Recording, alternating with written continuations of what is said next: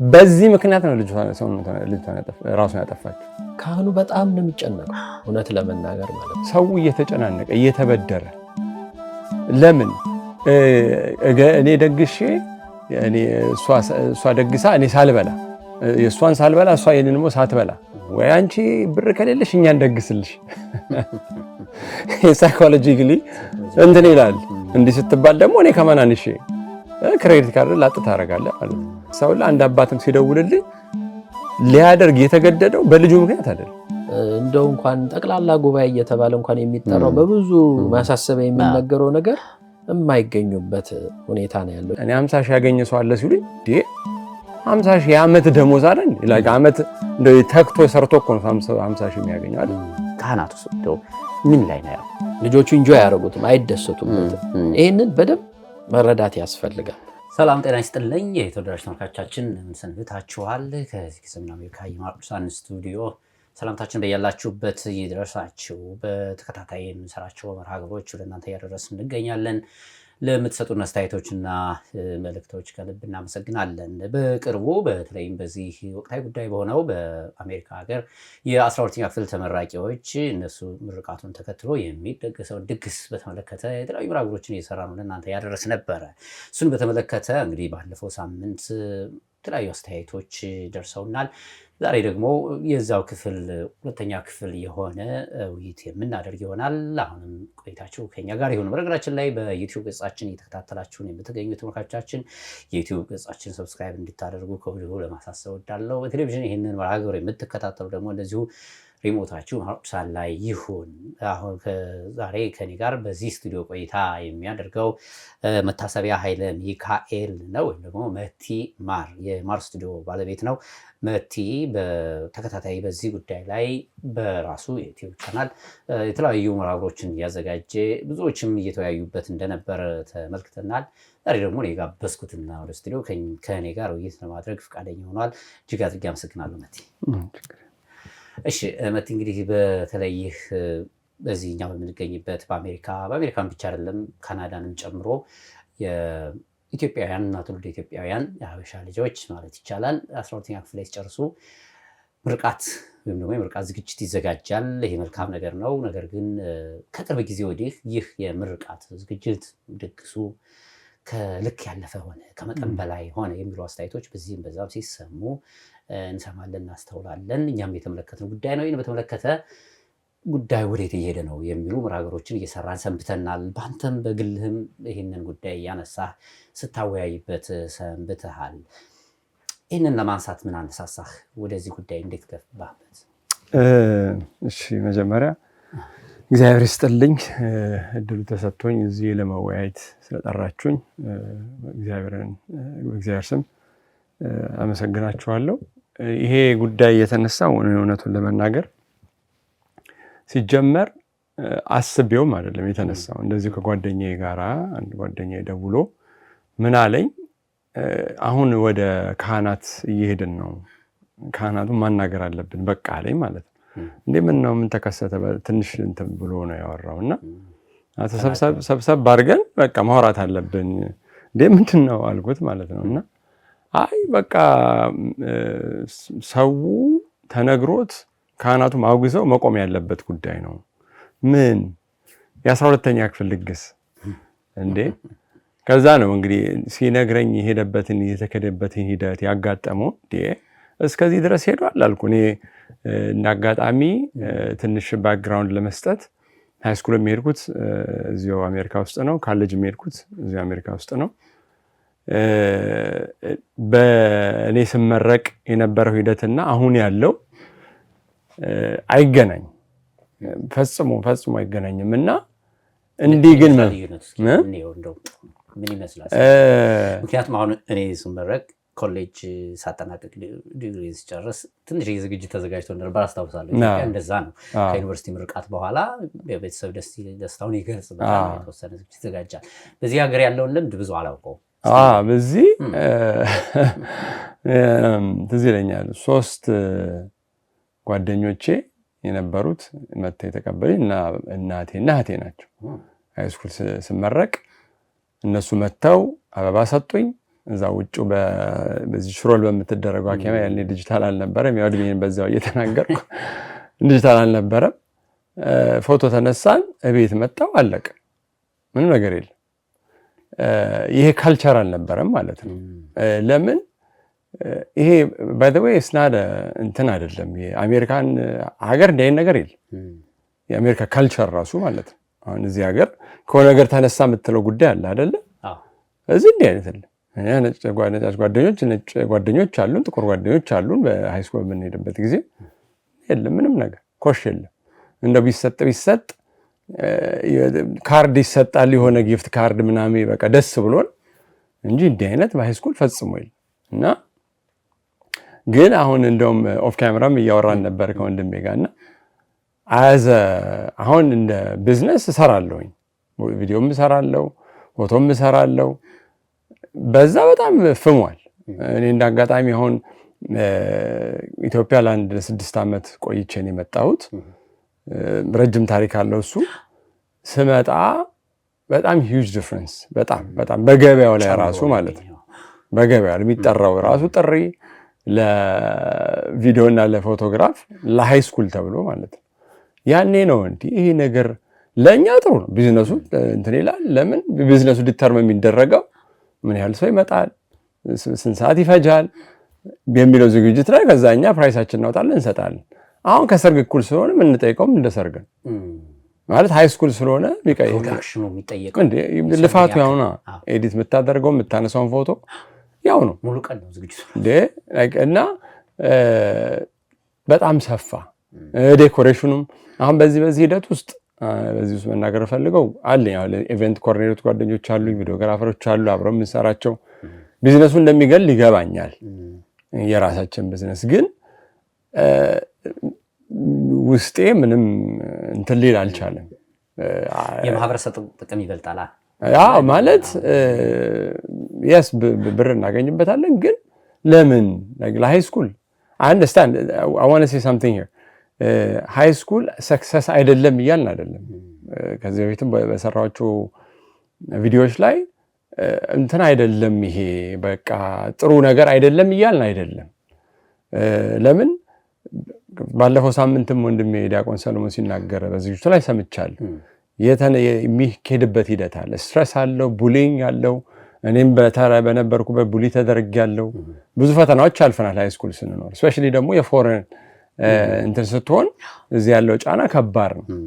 ይሄውላ ከባድ ነገር እንዳለ እንገነዘባለን። ግን ደግሞ የሆነ ትልቅ ማማ ላይ እንደደረሰን አድርገን ልጆቹን እንደዚህ ስናደርግላቸው እነሱም ይጎዳሉ። ምናልባት ወደ በኋላ መለስ ብለን እንመለከት ይሆናል እና ትልቅ ዲፍረንስ ነው ከኛ ከነበርንበት ጊዜ እና ኮሜንቶች ላይ ስሰማ በራሴ የተሰጡ ላይ ምን ያንተ ዘመን ነውና ዘመን አይገናኝም። ምንድን ነው ማለት ምንድን ነው የተቀየረው? ፕሬሸሩ እኮ ያው ማለት በፊት ለፊት የሚጣሉን የነበሩ ሰዎች አሁን ኦንላይን ይጣሉናል። ያኔም ቡሊ ስንደረግኛ ትምህርት ቤት እኔ በደንብ ነው ቡሊ የተደረግኩት። ፎሬነር ስለነበርኩኝ አዲስ ስለመጣሁኝ ሃይስኩል ገና ዘልዬ ስገባ ባለባበስ የተሰቀው ይበነብ አነጋገር ይሳቀብኝ ነበር። ጥሩነቱ በጊዜው የሚናገሩት አይገባኝም ነበር። እሱ ረዳይ ነገሮችን ለማለፍ ማለት ነው። እና ያ ፕሬሸር እንዳለ ነው የምናልፈው። ናትሴ ብልትል እያደረግኩት አይደለም፣ እያሳነስኩት አይደለም ጉዳዩን። ግን ደግሞ ምን ተቀየረ ከዛ በፊት በነበረው ሃይስኩልና አሁን የሚገኘው ሃይስኩል በምን ምክንያት እንደዚህ ሊሆን ቻለ የሚለው አልገባኝም። እኔ በኩል አልተረዳሁትም። እና በዛ ምክንያት ነው ቪዲዮንም ሳወጣ ከነበረኝ ሂደት እዚህ ሀገር እኔም ስመረቅ የነበረው አካሄድና አሁን ይሆን ያለው ይሆን ጀስቲፊኬሽን የምሰጥበት ነገር አላገኘውም በግሌ። የተወዳጅ ተመልካቾቻችን የተከታተላችሁት እንደምትገኙት እንግዲህ ቀደም ሲል ያነሳነውን ጉዳይ በተመለከተ አሁን ደግሞ እስኪ ከካህናት ወገን ደግሞ አንድ ግብዣ ገብዣለሁ። ሊቀ ካህናት ቀሲስ አብርሃም አንዳርጌ ናቸው። በሆተ ምስራቅ ቅድስት ኪዳነ ምሕረት ቤተክርስቲያን አገልጋይ ናቸው። እንዲሁም ደግሞ በዋሽንግተን ዲሲና አካባቢው ሀገረ ስብከት የሜሪላንድ ወረዳ ቤተ ክህነት ስራ አስኪያጅ ናቸው። ቀሲስ እጅግ አድርጌ አመሰግናለሁ። ያከብርልኝ። መልካም እንግዲህ ቀሲስ አብርሃም በቤተክርስቲያን አገልግሎታቸው ብዙዎቻችሁ ታውቋቸዋላችሁ፣ ለሚዲያውም አዲስ አይደሉም። ከሰሞኑ ደግሞ በክርስቲያን ካውንስሊንግ ሁለተኛ ዲግሪያቸውን ሰርተዋል። እንግዲህ በሁለቱም የተሳለ ሰይፍ ሆነዋል ማለት ነው። በእውነት እሳቸው ደግሞ አሁን የመረጡት ፊልድና ተመረቁበት ፊልድ በቀጣይ በቤተክርስቲያን አገልግሎት እንዲሁም ሚዲያችንን በሚሰራቸው መርሃ ግብሮች በተከታታይ መርሃ ግብር የምንሰራበት ይሆናል። ለዛሬው ግን እንኳን ደስ ያለዎት ቀሲስ። እግዚአብሔር ያክብርልኝ። እንኳን በጣም ትልቅ አቺቭመንት ነው፣ ትልቅ ውጤት ነው። የቤተክርስቲያን አገልግሎት አለ፣ ልጆችን ማሳደግ አለ፣ በርካታ የንስሐ ልጆች እንዳለው ታውቃለሁ። በዚህ ሁሉ ስራና አገልግሎት እንግዲህ ይህንን ደግሞ ጎን ለጎን ለአገልግሎትም ይጠቅማል ብለው አሳክተውታል እና በድጋሚ እንኳን ደስ ያለዎት ማለት ፈልጋለሁ። መልካም እንግዲህ የዛሬው ውይይታችን ምናልባትም ከዚህም ጋር የሚገናኝ ይሆናል እያነሳን ነው እንሄዳለን። እንግዲህ ከሰሞኑ እያነሳን ነው ያለን ጉዳይ የ12ኛ ክፍል ምርቃትን በተመለከተ ነው። ምርቃቱ ሳይሆን ከምርቃቱ ጋር ተያይዘው የሚመጡ በተለይም ደግሞ በቤተሰብ ዙሪያ የሚዘጋጁ ከመጠን ያለፉ ድግሶች እና ሽርጉዶችን በተመለከተ በርካቶች አስተያየት እየሰጡበት ነው ያለው። እኛም በዚህ በሚዲያው የተለያዩ እንግዶችን እየጋበዝን ሁኔታው እንዴት ነው ወዴት እየሄደ ነው የሚለውን እያነሳን ቆይተናል። በተለይ ደግሞ ካህናት አባቶች በዚህ ጉዳይ ላይ ሀሳብ እየሰጡ ነው የሚገኙት። እንደው የእርስዎን እንስማ ብለን ወደ ስቱዲዮ የጋበዝነዎት። አጠቃላይ ግን የእርስዎን ትዝብት እስኪ በዚህ ዙሪያ ያጋሩን። ምን ታዘቡ? አውቃለሁ በማህበራዊ ሚዲያው ይህን ጉዳይ በስሱም ቢሆን አንስተውት አይቻለሁ። እኔም ግን ለብዙዎቹ ይደርስ ዘንድ ትንሽ እንዲያጋሩኝ ይፈልጋሉ። አመሰግናለሁ ፍርዳወቅ። በቅድሚያ እዚህ ስቱዲዮ የማህበረ ቅዱሳን ቲቪ ስቱዲዮ ስለጋበዛችሁኝ እጅግ አድርጌ አመሰግናለሁ።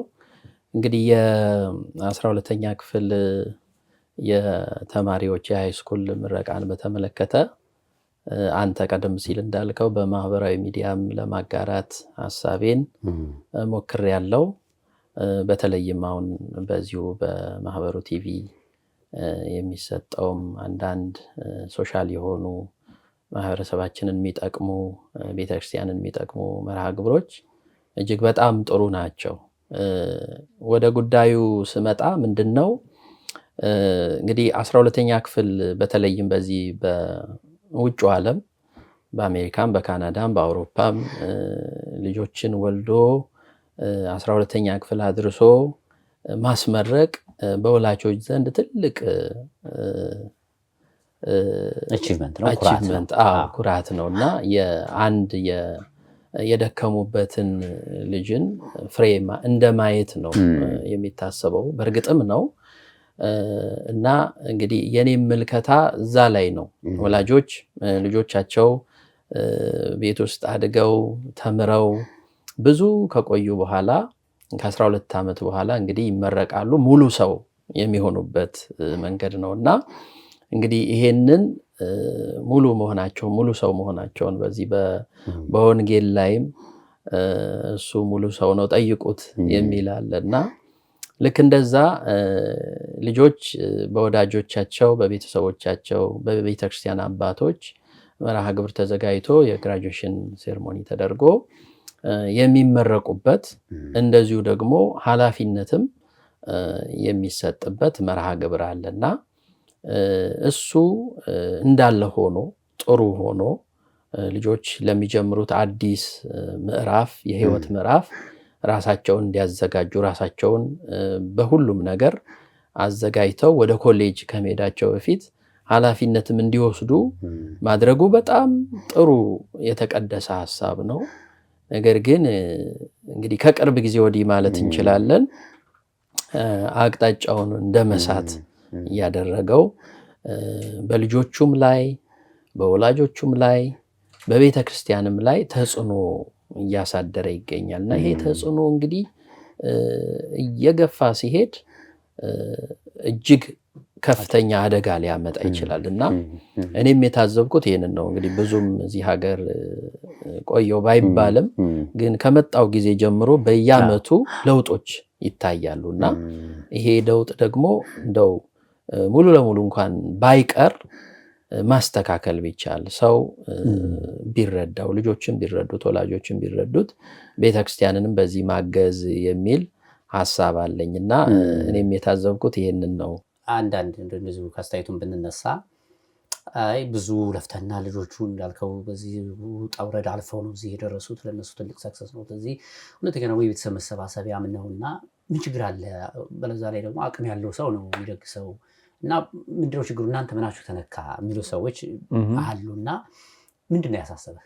እኔ እውነቱን ለመናገር እንግዲህ ያው የክርስቲያኖች አይደል ኦርቶዶክሶች ስፔሲፊክሊ አንዳንዴ ነገር ከልክ በላይ ሲሆን ራሳችንም ያስጠይቀናል እኮ ማለት ደጋሹንም ማለት አሁን ከልክ በላይ ብቻ አይደለም ያለው ሰው ብቻ አይደለም የሚደግሰው ታስናደሽ እኮ ያለው ሰው ይደግስ ችግር የለውም ግን ሁሉ ነገር በልክ አይደል መሆን ያለበት በተለይ ደግሞ ቤተክርስቲያን ሰዎች ስንሆን ማለት ነው እና አሁን ግን ሰው እየተጨናነቀ እየተበደረ ለምን እኔ ደግሼ እኔ እሷ ደግሳ እኔ ሳልበላ የእሷን ሳልበላ እሷ የኔን ደግሞ ሳትበላ እየተባባለ እየተፎካከረ ስለሆነ ፉክክር ደግሞ እንደው ተረቱላለው እንደው ካስታወስከኝ የፉክክር ቤት ሳይዘጋ ያድራል አይደል እና ሰው ተጎዳ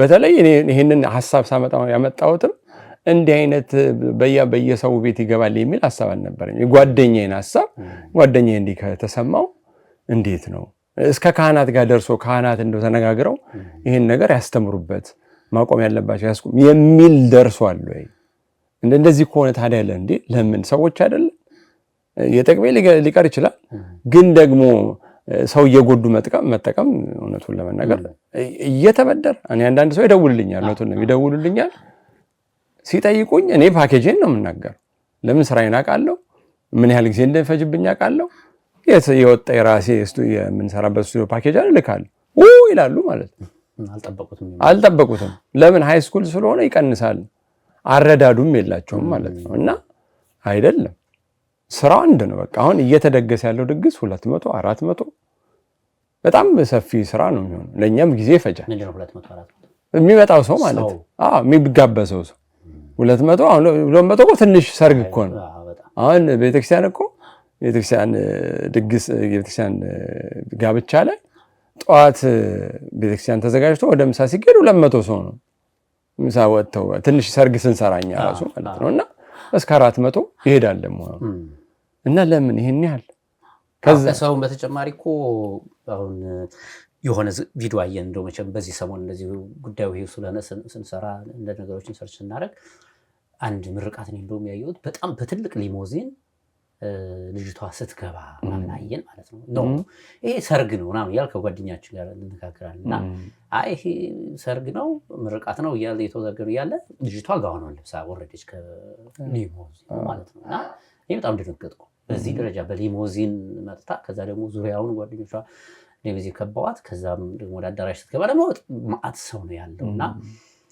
ልብሱ አለ የሁሉ ዝግጅት አለ እንዳልከው የናንተ ካሜራው አለ የምግቡ አለ በጣም ብዙ ወጪ እንደሚኖረው ምንም ጥያቄ የለውም ከዛም አልፎ ደግሞ በቤተክርስቲያን አገልግሎት ላይ የሚያደርገው ተጽዕኖ አለ እነዚህ ነው ለማንሳት የፈለግነው እዚህ ላይ እንደው ተመልካቾቻችን እንደኛም ተመልካቾች ስርግጭ መናገር የምፈልገው እንግዲህ ሚዲያ የማህበረሰብን ጉዳይ ነቅሶ ማውጣት ነው አንዱ ስራ አይደል በእኔ በግሌ በአንተ በግል ላይ ጎዳ ይችላል እንደውም አንተ እንዳልከኝ ቢዝነሱ ተጠቃሚ ነው የነበረው ግን የማህበረሰብ ጥቅም ይበልጣል አይደል እንዳልከው አንዳንዶች ያላቸው በዚህ መልኩ ሲደግሱትና ቫይራል ሆኖ ሲወጣ የዚህን አቅም የሌላቸው ሰዎች ልጆች ደግሞ ምንድነው የሚሰማቸው ኤግዛክትሊ የሚለው ማየት አለበት ስለዚህ ነገሩን ባላንስ ማድረግ ያስፈልጋል በጣም በእኛም በኩል የሰማናቸው አንዳንድ ነገሮች እንደዚህ ናቸው አይ አዳራሽ ካልሆነማ በቃ ምርቃት ይቅር ብለው ቤተሰቦቻቸውን የሚያስጨንቁ ልጆች እንዳሉ በዛው አንፃር ደግሞ ቤተሰቦችም ከልጆቹ በላይ ደግሞ ይሄን እንደሚፈልጉትን ሰምተናል በአንተ በኩልስ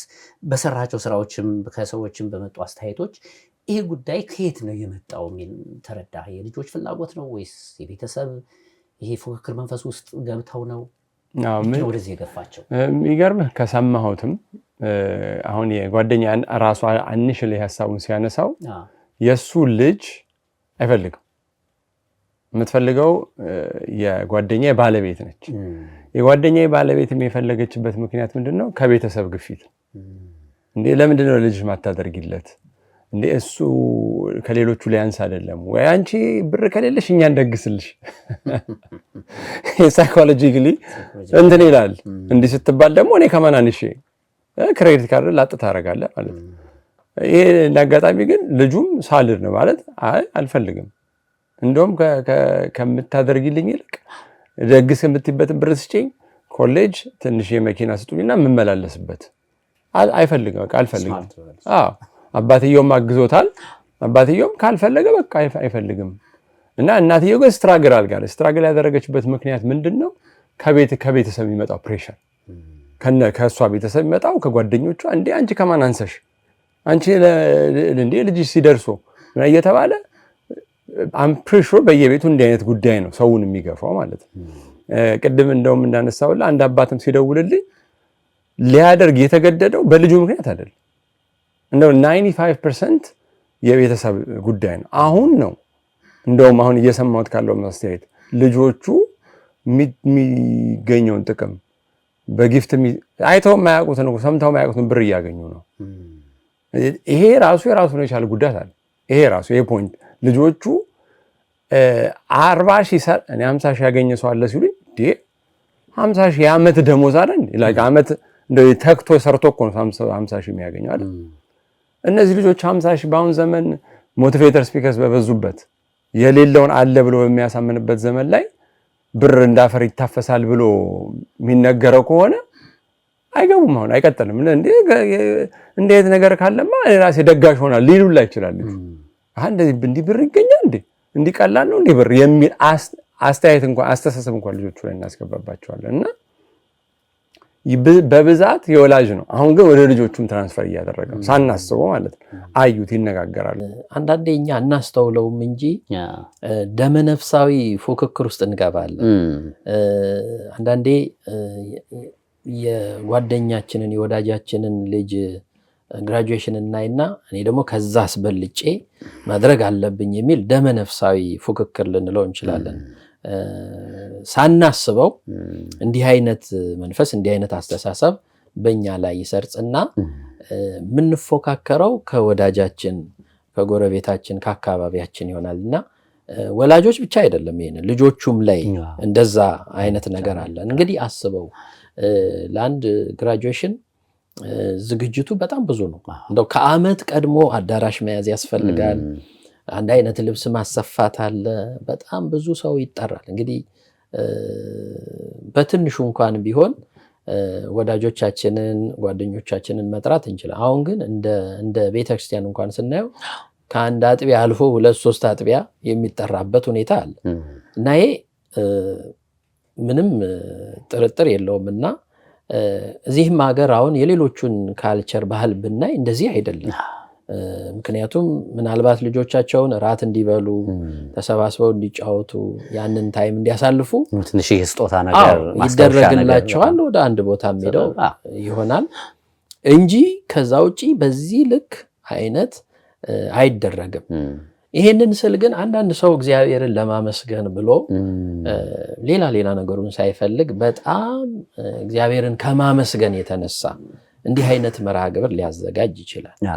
ሁሉንም በአጠቃላይ ባንነቅፍም ግን በአብዛኛው ግን የሚስተዋለው በጣም የተጋነነ ነገር ነው እና ይሄ ፉክክሩ ይስተዋላል ማለት ነው። እና ይሄንን የምናረጋግጠው ከዓመት ወደ ዓመት እየተቀየረ መልኩን እየቀየረ እንደው መለስተኛ ሰርግ ሁሉ እየመሰለ ነው የመጣው እና ይሄ ምንም ጥርጥር የለውም እንደዚህ አይነት ነገር አሁን ደግሞ በጾም ጊዜው ስለማይበቃ አዳራሽም ስለማይገኝ በጾም ወቅት ራሱ ግራጁዌሽን ምርቃት እየተካሄደ እንደሆነ ሁሉ እየሰማን ነውና ጥሩ ነገር ነው ያነሱን እያልን ያለን ነው። ይሄ በመጠን መኖር የሚለው ክርስቲያናዊ እንትኑን ተግባራዊ እናድርገው ነው።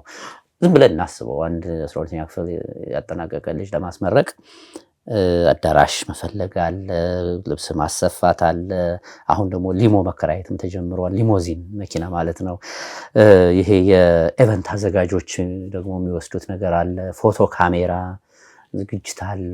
ከዛ በኋላ ምግቡ፣ መጠጡ፣ ድግሱ አለ፣ የሰው ጥሪ አለ እና እንደው ቁጭ ብለን ብናስበው ከመጀመሪያ እስከ መጨረሻ ያለው ነገር በጣም ብዙ ጊዜ የሚፈልግ በጣም አድካሚ የሆነ ስራ እንደሆነም ብዙዎቹ እየጠቀሱት ነው ያሉት። ግን የሆነ ጊዜ ገባንበት እና እንዴት እንውጣ ነው አሁን ብዙ አስተያየት እየሰማሁ ያለሁት እኔ። ጥሩ ነው በቃ ልክ እንዳልሆነ አሁን እየገባን ነው፣ ግን እንዴት እንውጣ የሚሉ አስተያየቶች ናቸው እየመጡ ያሉት። ምናልባት መጨረሻ ላይ የእርስዎን ሀሳብ እንሰማለን በዚህ ዙሪያ ምን መፍትሄ እናስቀምጥ የሚል። ታሪኩ ምንድነው?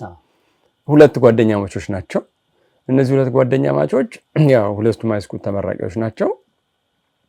አንዷ ቀድማ ምርቃት ይደረግላትና አሁን እንግዲህ ከቦታ ማጣትም እንደዚህ አሁን ለምሳሌ አንዱ ጁን ላይ ከተደረገ አንዱ ኦገስት ይደረግ የለም ከጊዜ ማጣትም አንዷ ቀድሞ ተደረገና ያገኘችው ብር ነገረቻት።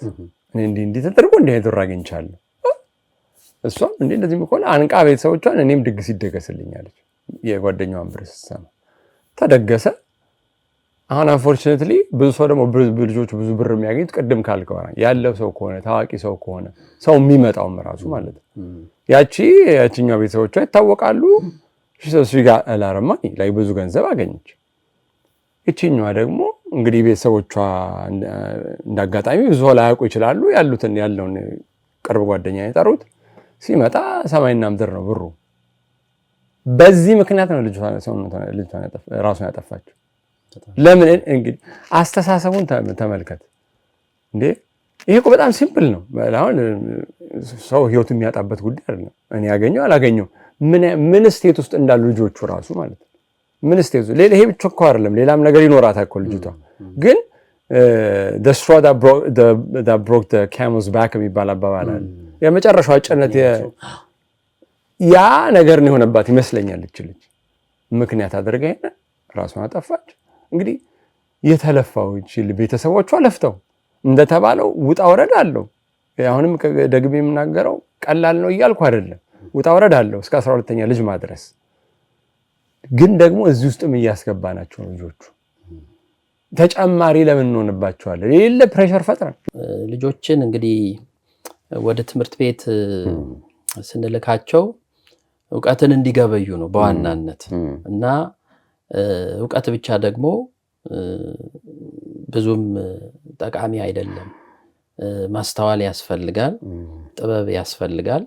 እነዚህ ሶስቱ ነገሮች ተሰናስነው ተናበው ካልሄዱ እውቀት ብቻ ይገበዩና ልጆች እውቀታቸውን በአግባቡ መጠቀም የማይችሉበት ሁኔታ ላይ ከደረሱ አደጋ አለው።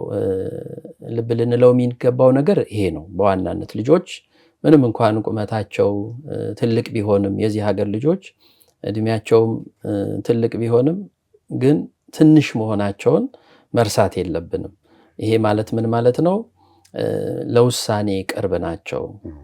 ራሳቸውን የሚጎዳ ነገር ለመወሰን በጣም ቅርብ ናቸው ልጆቹ። ስሜታቸውን የሚጎዱት ነገሮች እኛ ምናልባት ካደግንበት አንጻር እኛን ምንም አይሰማን ነገር በውጭ ያሉ ልጆች ግን በጣም ለነሱ ትልቅ ነገር ነውና ቅድም ያልኩት ለምሳሌ አንድ ልጅ ትምህርት ቤት ሄዶ ዕውቀት ያገኛል። ናውሌጅ የምንለው ነው በእንግሊዝኛው። እንደገና ደግሞ በእድሜ ሲያድግ ከፍ ሲል በእድሜ የሚማረው አንደርስታንዲንግ የምንለው ማሰላሰል የምንለውና ልክ ከጎረቤቱ ከቤተሰቡ የሚማረው የማሰላሰል የማስተዋል ነገሮችን የማመዛዘን ነገር ያገኛል። እንደገና ደግሞ ቤተክርስቲያን ሄዶ የሚያገኘው ዊዝደም የምንለው አለ፣ ጥበብ ከቤተክርስቲያን ያገኛል። እና ልጆች በዚህ መልኩ ተቀርጸው ካላደጉ አሁን እንዳነሳው አይነት ታሪኮች ሊፈጠሩ ይችላሉ። እንግዲህ እኔም ታሪኩን በሶሻል ሚዲያ ነው የሰማሁት። በጣም እጅግ አሳዛኝ ነው። በዚሁ በግራጁዌሽን ሰበብ ነው ህይወትን እስከማጣት የተደረሰውና ስለዚህ ዕውቀት 12ኛ ክፍል ጨርሰዋል፣ ልጄ ጎበዝ ነው፣ ስትሬት ኤ ነው ያመጣው ማለት ብቻ ትርጉም የለው። በእድሜ መብሰል ልጁ አለበት። ማህበረሰቡ እሱን መርዳት አለበት። ቤተሰብ መርዳት አለበት። የአንደርስታንዲንግ ቅድም ያልኩት የማስተዋል ነገሮችን የመረዳት መጥፎውን ከክፉ ጥሩውን ከክፉ የመለየት ዕውቀትን ዝም ብሎ ወደ ውስጥ ማስገባት ብቻ ሳይሆን የሚጎዳ ዕውቀትም አለ።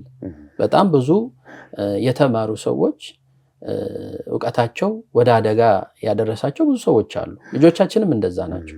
ምንም እንኳን ትልቅ ቢሆኑም በቁመትም በእድሜም ስናያቸው በጣም ትልቅ መስለው ቢታዩንም እንዲህ አይነት ነገሮች ላይ ስንመጣ ግን ዕውቀት ብቻ ስለሆነ አደጋው ሲደርስባቸው እናያለን። በስራም ዓለም ስናየው ዶክትሬታቸውን ይዘው ብዙ ዲግሪ ይዘው ወደ ስራ ከገቡ በኋላ ግን ምናልባትም ስራውን መስራት አቅቷቸው ከስራቸው የሚቀንሱበት ሁኔታ አለ። ስለዚህ ወደ ቤተክርስቲያን መላክ ሄደው በቤተክርስቲያን የሚያገኙት ትምህርት በቤተክርስቲያን ውስጥ ማደግ ዕውቀት ደግሞ ይሄ ጥበብ ያልነው ያገኙትን ዕውቀት አሰላስለው አውጥተው አውርደው የሚጠቀሙበትን ክህሎት ያገኛሉ። ስለዚህ ልጆች ወላጆች በዚህ ልክ መረዳት አለባቸው እና ልጆቻችን ተምረዋል ብቻ ብለን የሚፈልጉትን ነገር እንዲያደርጉ መፍቀድ የለብንም።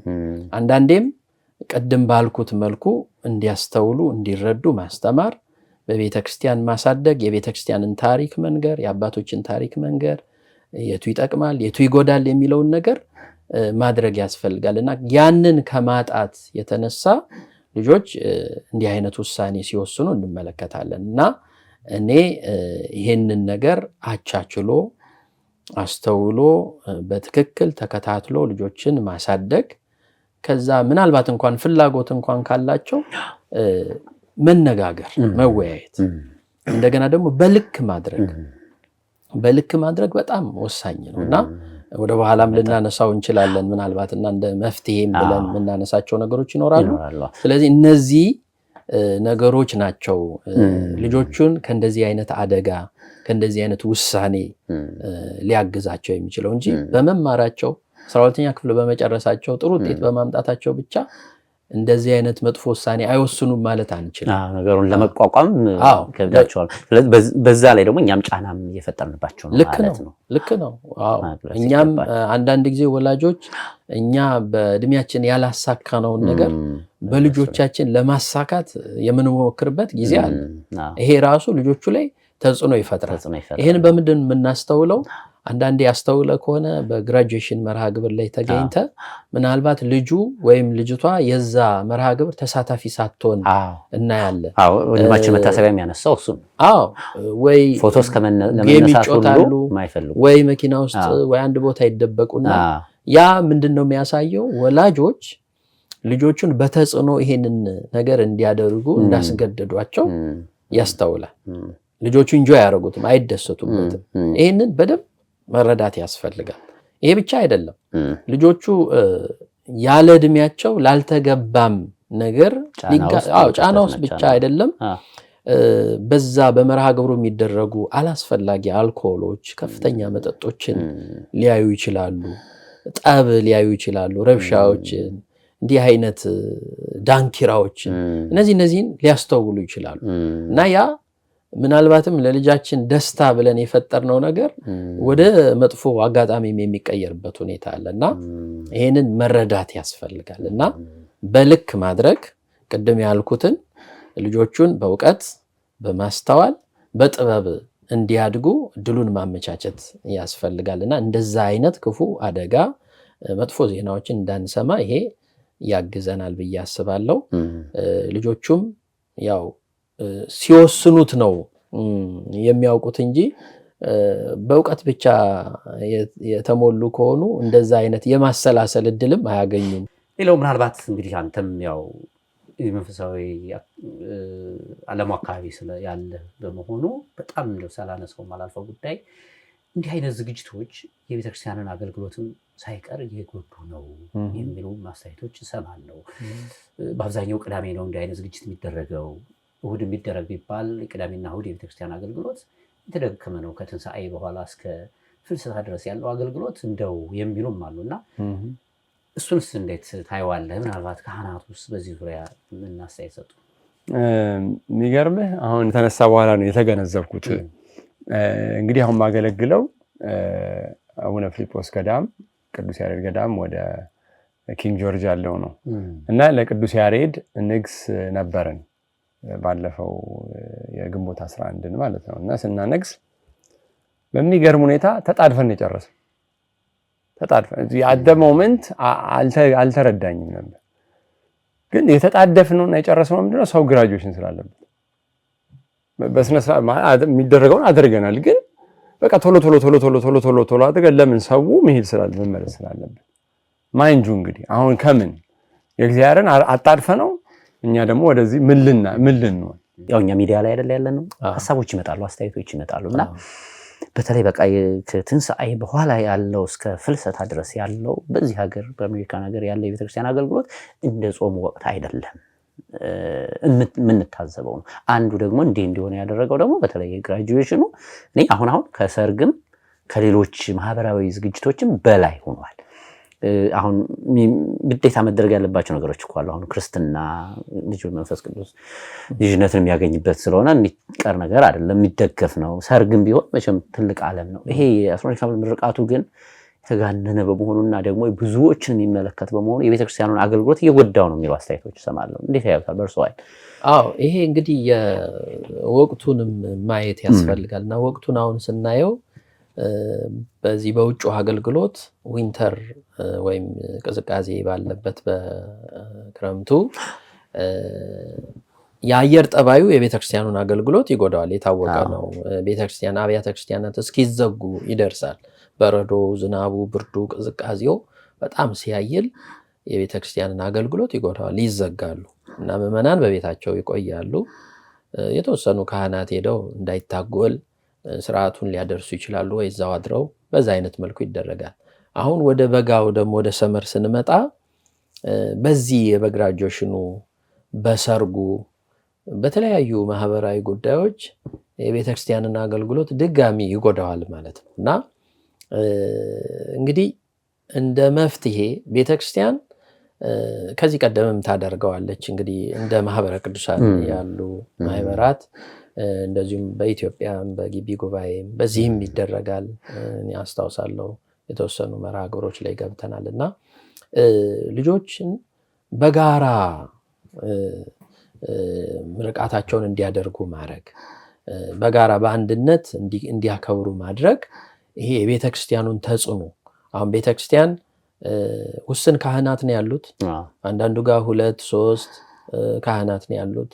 እነዚያ ካህናት በዚህ በሶሻል እንትኑ ላይ የሚገኙ ከሆነ ተጀምሮ እስኪያልቅ ድረስ እነሱ እዛ ላይ ከሆኑ ለነገ አገልግሎት ሰንበት ከሆነ ያው ችግር ይገጥማል ማለት ነው እና ምዕመናንም በዚህ እንደዚህ አይነት መርሃ ግብር ራሳቸውን ይወጥሩና ቤተክርስቲያን እስካለ መምጣት ይደርሳሉ። ያው ምናየው ነው አሁን ልክ በዓለ 50 ከዛ በኋላ ምዕመናን ቁጥራቸው ይቀንሳል። ቤተክርስቲያን ጉባኤም የለም እንደው እንኳን ጠቅላላ ጉባኤ እየተባለ እንኳን የሚጠራው በብዙ ማሳሰቢያ የሚነገረው ነገር የማይገኙበት ሁኔታ ነው ያለው። ያ ምንድን ያመጣው ብለን ስናይ እነዚህ አይነት ማህበራዊ ጉዳዮች ውጥር አድርገው ስለሚይዙት የቤተክርስቲያንን አገልግሎት ይጎዳዋል። ሰው ቤተክርስቲያን ሰንበትን መሻር የለበትም። በሰንበት ሄዶ ቤተ እግዚአብሔር ሄዶ መጸለይ አለበት። ቅዱስ ሥጋውን ክቡር ደሙን መቀበል አለበት። ከእግዚአብሔር ጋር መገናኘት አለበት እና ከእግዚአብሔር ጋር ራሱ እንዳንገናኝ እንቅፋት ይሆናል እና ይሄንን ማስተዋል ያስፈልጋል እና ቤተክርስቲያንን በብዙ ነው ይሄም እየጎዳት ያለው እና ይሄን ግምት ውስጥ ማስገባት ያስፈልጋል። ከእንደዚህ አይነት ነገር የቤተክርስቲያንንም አባቶችንም አገልጋዮችንም ያማከለ መርሃ ግብር ማድረግና ተነጋግሮ ማድረግ ያስፈልጋል። እውነት ለመናገር ተነጋግሮ ማድረግ ያስፈልጋል እና በአንድ አጥቢያ ያሉ ሰዎች በተመሳሳይ ሰዓት፣ በተመሳሳይ ቀን፣ በተመሳሳይ ሁኔታ እንዲህ አይነት መርሃ ግብር ሲያዘጋጁ ቅድም እንዳልኩት አባቶችም መገኘት ይቸገራሉ፣ ምዕመናንም ይቸገራሉ። እውነት ለመናገር ያው አንድ ሰው 5 ቦታ ሲጠራ መቼም ባዶ እጁን አይሄድም። አሁን እንደ ተለምዷል በትንሹ የሚታወቅ ነው። እስከ 100 ብር ይዞ ይሄዳል እና በዛ ሰው ላይ ጫና ውስጥ ይገባል እና በይሉኝታም ኑሮውንም እየጎዳ ከፕላኑ ውጪ እንዲኖር ያደርገዋል። ይሄ ሐሳብ ሲመጣ አንድ አባት ምን አሉ መሰለ፣ አንድ ድግስ ሄደዋል። እሳቸው ሲሄዱ እኛ አባት ሄደው አያውቁም፣ ሃይስኩል ድግስ ሄደው አያውቁም እና ለመጀመሪያ ጊዜ ሄድኩ አሉ። ለመጀመሪያ ጊዜ ሄድኩ እና ሄጄ ልክ ሲያልቅ ሌላ አባት መጡ አሉ ወደኛ። ልክ በቃ አልቆ እየተዘጋ በሩ መጡ። እንዴ አባ ከየት መጡ? እንደው እባክህ እዚህም ባልደርስ ይቀየሙኛል ብዬ ነው፣ 8ኛዬ ነው አሉ። 8ኛ አሁን ከአንድ ቦታ ምን እያደረግናቸው ነው? ራሱ ካህናቱ ማንጁ ምን ደከሙ እኮ። አሁን እንደዚህ ዞሮ እንዴት ይቀድሱት? አሁን ቅዳሜ 8 ቦታ ከተካሄደ ጠዋትስ እንደው ቆሞ ፋንክሽን አድርጎ መቀደስ ይቻላል? እነሱም በጣም እየተጎዱብን ነው ለፈልጌ ነው። ብዙ ካህናት ደውለውልኛል። እኔ እንደውም ካህናት ቅርብ ወዳጆችም ስላሉኝ በእጃችሁ ነው እና አሁን እኔ ምንም ያልሆንኩት ሰውዬ እዚህ ወጥቼ ከማወራ እናንተ ወጣችሁ ብትናገሩ ሰው ይሰማል። ሰው ሚረ የእናንተንም እነሱ ጭንቀታቸውን መሰለ ልጆቻቸው ናቸው። አንዱ ካንዱ ሱል ይጨነቃሉ። አንዱን ብዬ አንድ ሌላ አባት ያጋጠማቸው 4 ነበረኝ አሉ። 4 ዝግጅት እንደዚህ 2ቱ ጋር ሄድኩና 3ኛው ጋር መሄድ አልቻልኩም ማለት። 2ኛው ጋር ራሱ ሄድኩት አንደኛው ጋር ፕሮግራም መሪ ተብያለሁ አሉ። የዝግጅቱ ፕሮግራም መሪ ተብያለሁ። በቃ አንተ መሆን አለብህ ተብዬ ቀድሞ መገኘት ይገባዋል ማለት ቀድሞ ተገኘው አሉ። ምንም ዝግጅቱ ገና ነው አሉ። ስለዚህ በዚህ አጋጣሚ ወደ ሌላው ዝግጅት ሊሄዳሉና ወደ ሌላው ዝግጅት ሄዱ። ወደ ሌላው ዝግጅት ሲሄዱ እዛ ማንም ሰው የለም። ለምን ስለዚህ ብዙ ሰው ያለው ወደዚህ ወደ የሚታወቀው ሰው ነው። ወደዚህኛው ደግሞ ማንም የለም። እዛ የነበረው ሰው አዝኖ ኮምፕሌን ሲያደርግ ነው የደረሱትኝ። አዝኖ ኮምፕሌን እያደረገ ቀሩብን ብሎ እኛ ጋር ሲኮን አይመጣም።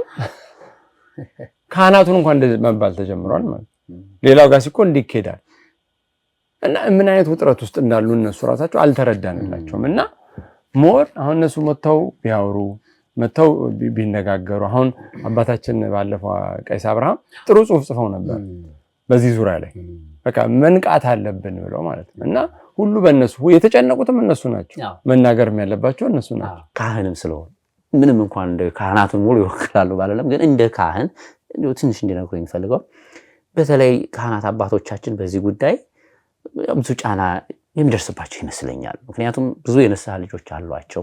ሁሉንም ምዕመናን በአንድ አይን ነው የሚያዩት። ስለዚህ በቀን 4-5 ግራጁዌሽን የመገኘት ግዴታ ውስጥ ገብተዋል ካህናትና በዚህ ዙሪያ እርሶን ትዝብት ሊያጋሩን ይችላሉ? ካህናት ውስጥ ምን ላይ ነው ያሉ?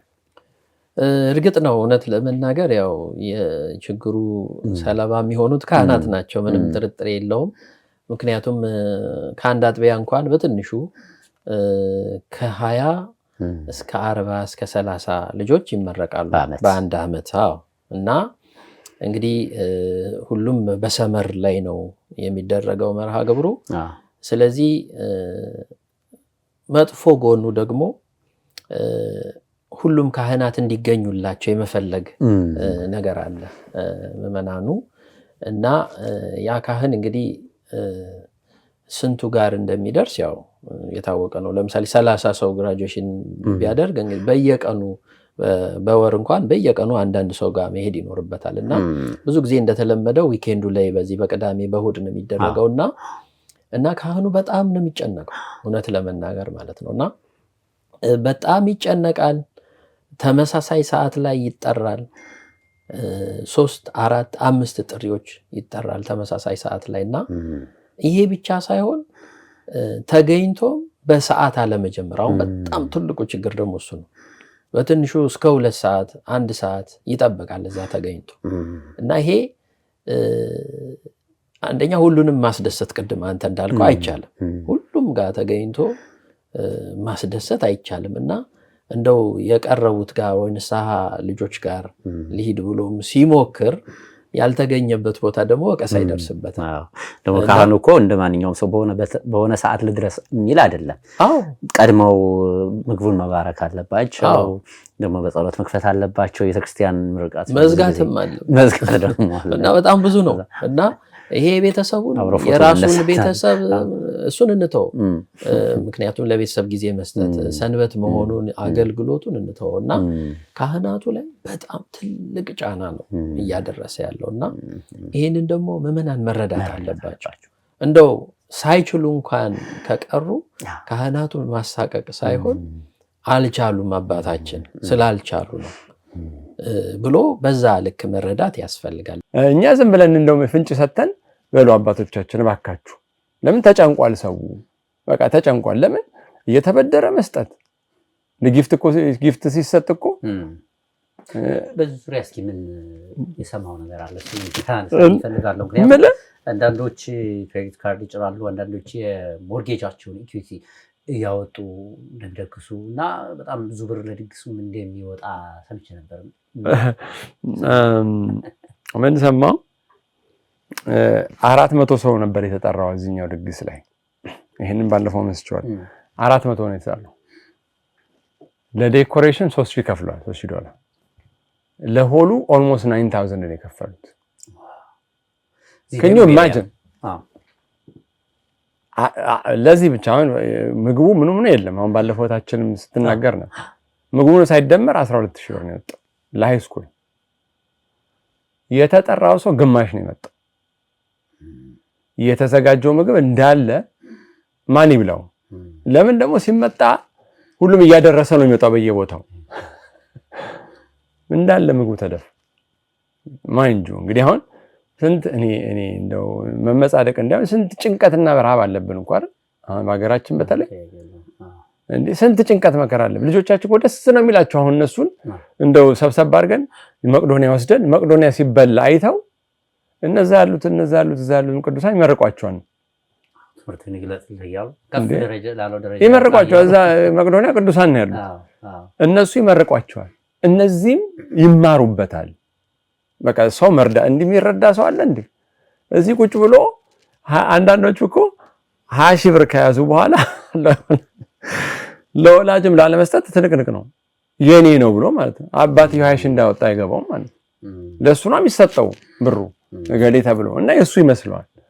አባትና እናት ስንት ሺህ ብር አውጥተው 20,000 ብር ያወጣው ወደ ኪሱ በቃ ነፃ ሊመስለው ይችላል እና በጣም ዘርፈ ብዙ ነው። ቅድም እንዳልከው ዝም ብሎ ሐሳቡ በቃ እንደ ስለፈለኩ ልደግስ ጉዳይ አይደለም። በጣም የሚጎቱት በጣም ብዙ ነገሮች አሉ። ቅድም ላይ ቤተክርስቲያኑ የካህናቱ እኛ ራሳቸው ልጆቻችን ሳይኮሎጂ የተጋባዡ ራስላችሁ ተጋባዥ ራሱ አሁን የኛ ደግሞ ጉዳይ አለ። ሼም ይዘናል እኮ ለምን አሁን እንደውም አካሄዱ እያወጡ በዩቲዩብ እየተናገሩት ነው። ይሄን ያላግንቻለሁ ይሄን ያላግንቻለሁ ፊት ለፊት እንግዲህ ገሌን ሰጠኝ ይባላል። ኖር እኮ ነው ራሱ ምንድነው? ምን ልጆቹ ራሱ ምን እየተማሩ ኖርና የሚነገር ማይነገር የሚደረግ አልነገርናቸውም። አወጦ ይሄን ያላግንቻለሁ ከዛ ውድድር አንዱ ይሰማል። እኔ እንዴት 10 ብር እሰጣለሁ ይላል። እናቴ ነጭ እኮ 10 ብር ጊፍት ካርድ ቤስ ባይ ይሰጣል ወይ ስታርባክስ ይሰጣል ግላክ ብሎ ካርድ ሰጥቶ ነው የሚገላገል። እኛ ነን እኮ 100 ብር እንደው ቢያንስ 50 እና 100 እየሰጠን ልጆቹ እስኪደነግጡ ድረስ ማለት ነው። እኔ ትዝ ይለኛል ካሌጅ ስመረቅ እናቴ ትንሽ ምሳ አረገችና ቤታችን አፓርትመንት ውስጥ ነው። አጎቶቼ ምናምን ጠራች። ፕሮባብሊ ለካሌጅ ግራጁዌሽኔ ቤት ውስጥ የነበሩት ወደ 30 ሰው ይሆናል። 30ዎቹ መተው 50 ሲሰጡ ብር ይሰጣል። በጣም በሶብኝ ማለት ነው። አሁን 50,000 ቅናት እንዳይመስላችሁ፣ የቅናት አይደል፣ ልክ አይደለም፣ ፈጽሞ ልክ አይደለም። በቃ ልጆቹ ይሄ ሌላ ማይንድ ሴት ውስጥ ነው የሚከታቸው። አሁን 50,000 የተሰጠው ሰው መኖሩ አይደለም ችግሩ እና ትልቁ አይደለም። ያ 50,000 ያገኘው ብሎ በሚናገረው ነገርና የሱ ዝግጅት ሆነ ሚዲያው ላይ በመውጣቱ ኤግዛክትሊ ይሄን ነገር ያላሰበው ልጅ ላይ የሚፈጠረው ተጽዕኖ ደግሞ አያገኙም እንጂ አሁን እኮ ቅድመ ሰዓት ልጅ እኮ ሁሉም እንደዛ አያገኙም። ሁሉም አያገኙም። ምናልባት የኔ ቤተሰብ የሚያውቀው ጥቂት ሰው ሊሆን ይችላል። እናቴም ብትጠራ አባቴም ቢጠራ ጥቂቱን ሰው ነው። ጥቂቱን ሰው ደግሞ ምናልባት ሰርክል እኮ ይወስነዋል አይደል? አሁን በጣም የሀብታም ግሩፕ ከሆነ ሃንጋውት የሚያደርገው ከሀብታም ግሩፕ ጋር ነው አይደል? ስለዚህ ሀብታሙ ሲመጣ የሚሰጠውና የኔ ቢጤው ደሃ መጥቶ ጓደኞቹን ቤተሰቡ ተጠርቶለት ሲመጣ የሚሰጠው እንዳቅሙ ስለሆነ አይመጣጠንም። ጨምር ራሱ የትምህርት ቤቱ ዲፕሬሽን አላነሰ እዛ የሚያንጓጥቷቸው የሚያሸመቅቋቸው በጫማና በልብስ እኔ ትዝ ይለኛል ሃይ ስኩል ሲሄድ በጣም የሚያሾፉብኝ የነበረው ጫማ የምለብሰው የፔለስ ነበር። እናት የላትም። ፔለስ ደግሞ ያኔ በብራንድ በጣም በቃ መዋረጃ ነው። እኔ እናቴን አንቄ በጊዜው ቴምበርላንድ ቡትስ ነበረ ፋሽኑ። ካላመጣሽ ያ ጫማ 100 ብር ነው የሚሸጠው፣ የፔለስ 10 ብር ነው። ለምንድን ነው ማዛ ማይንድ ሴት ውስጥ የገባው? ቤት እዛ ትምህርት ቤት እንትን የሚሉበት ስለነበር በቃ የሚያሾፉበት ጉዳይ ያ እኮ አላቸው እነሱ። እኛ ተጨማሪ እንዴት ነው ምን ሆነው የዛ የትምህርት ቤት ስትረስ እያለ እንደ ይሄንን እያደረግን ራሳቸውን እስከ ማጥፋት ማድረስ ይፈጽሙ በእውነት የሚያስጠይቀን ነው የሚመስለኝ በእግዚአብሔር ዘንድ። ሰው በሚቸገርበት አካባቢ ይሄ ራሱን የቻለ ሕክምና ነው። ሰው ይነፋፈቃልና ከወዳጁ ጋር ከቤተሰቡ ጋር እንደምታውቀው እዚህ ሀገር ሩጫ ነው። ልጆች ማሳደግ አለ። ሁሉም በየራሱ በየሰርክሉ የተጠመደ ነው። ያቺ የረፍት ቀን እሁድ ናት።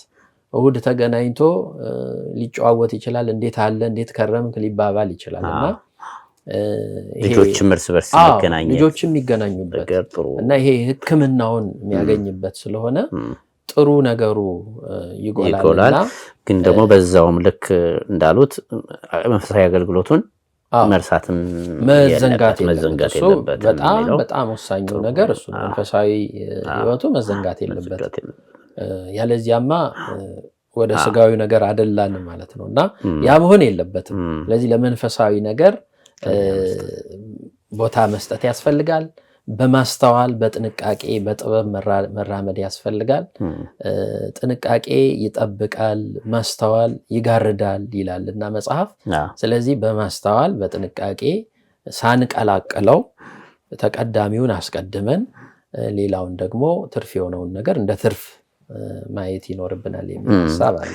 መልካም፣ በጣም አመሰግናለሁ ቀሲስ። ምናልባት ይህን ጉዳይ እንጠቅለው ብንል በእርሶ እይታ ምን መፍትሄ ያስቀምጣሉ? ማለት እንግዲህ ብዙዎቹ እንደሚሉት ነገሩ ከተጠበቀው በላይ ሆኗል፣ ግን እንዴት አድርገን እናስተካክለው የሚሉ ሐሳቦችን ሲያነሱ ሰማለሁና ምናልባት እንደው ከካህናት አባቶቻችን በኩል የሚመጣ መፍትሄ ካለ ብለው የሚጠብቁ ብዙዎች አሉና ምን ቢሆን ነገሩን ቀለል ማድረግ ይቻላል? ጥሩ ነው። እንግዲህ ወደ መጨረሻ ወደ መፍትሄው ስንመጣ ምንድነው ቅድም ለመጠቆም ሞክሬ ነበርና ቤተክርስቲያን ያላት ተሞክሮ አለ እና ዓላማውም ልጆችን ኃላፊነት መስጠት ነው። ስላደረጉት ነገር ስለ ድካማቸው ክሬዲት ሰጥቶ ወደፊት ስለሚጠብቃቸው ህይወት መግለጽ ስለሆነ እንግዲህ በቤተክርስቲያን ባሉ በየአብያተ ክርስቲያናቱ የጋራ የሆነ የምረቃ መርሃ ግብር ማዘጋጀት ነው አንዱ። ለምሳሌ 40 30 50 ልጆችን በእያንዳንዱ ቤት በዛ ሁሉ ድካም ውስጥ ከማድረግ በቤተክርስቲያን በጋራ ልበ አምላክ ቅዱስ ዳዊት በመዝሙር 118 ላይ ባርክናክሙ እምቤተ እግዚአብሔር፣ በእግዚአብሔር ቤት መረቅናችሁ ባረክናችሁ ይላልና የወደፊት ህይወታቸውም የሚባረከው ከእግዚአብሔር ቤት ያንን ቅድም ያልኩትን ጥበብ ማስተዋልን ህይወታቸውን የሚመሩበትን ክህሎት የሚያገኙት በእግዚአብሔር ቤት ውስጥ በማደግና በእግዚአብሔር ቤት የሚያገኙት የመጨረሻ ጸሎትም ቡራኬም ምክርም ተግሳጽም ለነሱ ለወደፊት ህይወታቸው ስንቅ ስለሚሆን እንደው ከተቻለ ሁሉም ምዕመናን በዚህ ልክ ተረድተው በአብያተ ክርስቲያናት በየአጥቢያቸው በጋራ የግራጁዌሽን መርሃ ግብራቸውን የሚያደርጉበት ቢሆን ለዛም ደግሞ ማስታወሻ የሚሆንን እንግዲህ አብያተ ክርስቲያናቱም ይህንን በመረዳት ለልጆቹ መጽሐፍ ቅዱስ ሊሆን ይችላል፣ ስዕል ሊሆን ይችላል፣ የቅዱሳት ስዕላትን ቦታ ሰጥቶ ዘምረው በደንብ ትምህርት ተዘጋጅቶ በዛ ልክ ሁሉንም በጋራ ማድረግ ቢቻል ጥሩ ነው። ልክ እንደ ማህበረ ቅዱሳን በግቢ ጉባኤ ባለው አገልግሎት ልጆቹን በጋራ በአንድ ላይ አድርጎ ትዝታሱ ነው የማይጠፋ ትዝታ። ልክ እንደዛ አይነት ነገሮች ቢለመዱ ጥሩ ነው። ያለዚያ እንደው አንድ ሰው በትንሹ 3-4 ልጆች አሉት፣ በየዓመቱ ሰው ይጠራል ማለት በየዓመቱ ዝግጅት ያዘጋጃል እና ይሄ ሁሉ ብዙ ድካም አለው። ስለዚህ ይሄ አንዱ መፍትሄ ነው ብዬ አስባለሁ። ሁለተኛው ልጆችን በዚህ ልክ ገንዘብ ወጪ አድርጎ በዚሁ ልክ ደክሞ ድግስ አዘጋጅቶ ሰውንም አድክሞ ከማድረግ ለልጆቹ ወደፊት ለኑሯቸው የሚያስፈልጋቸውን ነገር ለድግሱ የሚወጣውን ወጪ እንደው ሙሉ ለሙሉ ባይሆንም ለወደፊት ህይወታቸውን እንዲመሩበት በአግባቡ እንዲጠቀሙት ያንን በስጦታ መልክ ማድረግ ለምሳሌ መኪና ከሌላቸው መኪና አሮጌም ቢሆን መኪና ገዝቶ መስጠት፣ ወደ ትምህርት ቤት ሲሄዱ አዲስ ልብስ፣ ጫማው፣ ኮምፒውተሩ፣ ስልኩ ያስፈልጋልና ያንን ለልጆቹ ማድረግ ይሄ በጣም ወሳኝ ነውና ሌላው እንደው ከራሳችንም የፉክክር መንፈስ መውጣት መቻል ይኖርብናል። ከራስ ፉክክር መንፈስ ውስጥ መግባት አስፈላጊ አይደለም። ክርስቲያን እንደዛ መሆንም የለበትም እና ለመንፈሳዊ ነገር መቅናት ይችላል። ለጥሩ ለሚበልጠው ለተሻለው ነገር መንፈሳዊውን ነገር ላይ ትኩረት ያደርጋል እንጂ ስጋዊው ነገር ላይ ማተኮር በድግስ መፎካከር ውስጥ መግባት የለብንም እና የልጆቹንም ስነ ልቦና አላስፈላጊ ውሳኔ እንዲወስኑ መጫን ውስጥ መግባት የለብንም እና ምናልባትም ልጆቹ የእንደዚህ አይነት ፍላጎት ከሌላቸው ባናስገድዳቸው አይደል ልጆቹ በሚፈልጉት መልኩ ብናደርግላቸውና የልጆቹንም ስነ ልቦና መጠበቅ ያስፈልጋል የሚል ነው። እንደ አጠቃላይ ግን ይሄንን ኃላፊነት ለቤተክርስቲያን ሰጥቶ በቤተክርስቲያን አግባብ ሁሉ በአግባቡ ይሁን አይደል የሚለው ቤተክርስቲያን የሥርዓት ምንጭ አይደለች። በሥርዓት ሁሉንም ነገር በዛ መልኩ ማድረግ ያስፈልጋል። ለልጆቹም የሚጠቅመው ይሄ ነው፣ ለቤተክርስቲያንም የሚጠቅመው ይሄ ነው፣ ለወላጆቹም ለታዳሚውም ለምዕመናንም የሚጠቅመው ይሄ ነውና በዚህ መልኩ መርሃ ግብሩን ማከናወን ቢቻል ጥሩ ነው የሚል ሐሳብ ነው ያለኝ። በጣም አድርጌ አመሰግናለሁ። እንግዲህ ይህንን ጉዳይ በዚህ መልኩ ለማንሳትም የተገደድነው እኛም እንደ አንድ ማህበራዊ ኃላፊነትን መወጣት እንደሚገባው የሚዲያ ተቋም የተመለከትነውን የታዘብነውን በዚህ መልኩ መስተካከል ቢችልስ የሚለውን እንደ ጥቆማ ለማንሳት ያክል ነው። የቀረውን ደግሞ እንግዲህ ተመልካቾቻችን እናንተ በያላችሁበት ናችሁ ልትነጋገሩበት ትችላላችሁ፣ ልትወያዩበት ትችላላችሁ። በየአጥቢያ ቤተክርስቲያኑ ነገሩን ማንሳት መወያየት ያስፈልጋል። ደግሞ በሂደት ለውጥ ይመጣል ብለን እናምናለን። በእኛ በኩል ግን ይሄ ነገር ወዴት እየሄደ ነው የሚለውን አንስተን ተወያየንበት። በዚህ ውይይት በዚህ መርሃ ግብር የተሳተፉትን ወንድማችንን መታሰቢያ ኃይለ ሚካኤል እንዲሁም ደግሞ ሊቀ ካህናት ቄስ አብርሃም አንዳርጌን ከልብ አድርጌ አመሰግናለሁ። ሊቀ ካህናት በሆህተ ምስራቅ ቅድስት ኪዳነ ምሕረት ቤተክርስቲያን አገልጋይ ናቸው። እንዲሁም በዋሽንግተን ዲሲና አካባቢው ሀገረ ስብከት የሜሪላንድ ወረዳ ቤተ ክህነት ስራ አስኪያጅ ናቸው። አሁን እንደ ኃላፊነታቸውም የሚመለከታቸዋል። መልካም የሆነውን ነገር አካፍለውና እጅግ አመሰግናለሁ። እግዚአብሔር ያክብርልን። ተወዳጅ ተመልካቾቻችን ሌሎች የማርቆሳን መርሃ ግብሮች ይቀጥላሉ። ከኔ ጋር በሌላ መርሃ ግብር በሌላ ጊዜ እንገናኛለን። እስከዛው በያላችሁበት መልካም ጊዜ ጤና ይስጥልኝ።